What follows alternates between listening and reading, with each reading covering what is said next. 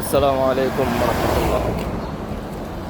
সংসদের পাশ দিয়ে হামজালা হেঁটে যাচ্ছেন, ওই সময় একজন কুলাঙ্গার ভিডিও বানাচ্ছে যে এই দেখেন হামজালা যাচ্ছে, একজন জঙ্গি জঙ্গি যাচ্ছে।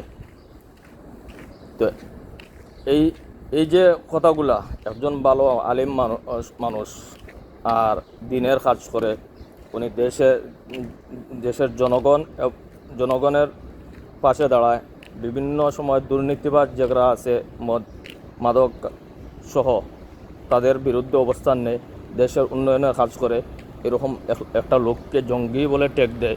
এই নটির বাচ্চা তোর মারে সুচ্ছে নি হামজালায় কুত্তুনিগের বাচ্চা। এই কুত্তুনিগের বাচ্চা ইন্তর কারণে 16-17 বছর আলিম সমাজ নির্যাতিত ছিল। আলিম সমাজ লাগি দেখলে কুলাঙ্গারের বাচ্চা ইন্তর শৈল্য জ্বলা উঠে।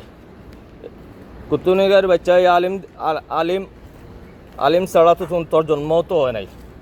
আর যদি হইয়া থাকে তুন যার সন্তান, তুন কুলাঙ্গার, মৃত্যুর সময় তোর জনজাও তো হইতো নাই আলিম ছাড়া। তুন এরা জঙ্গি ট্যাগ দিস, জঙ্গির কী পাইছত? আর এই কুলাঙ্গারদের কারণে ভারতীয় আধিপত্য বাংলাদেশে বজায় আছে। এই কুলাঙ্গারদের কারণে দেশের উন্নয়ন হয় না। এই কুলাঙ্গারদের কারণে দেশ বারবার পিছনে দিয়ে যাচ্ছে।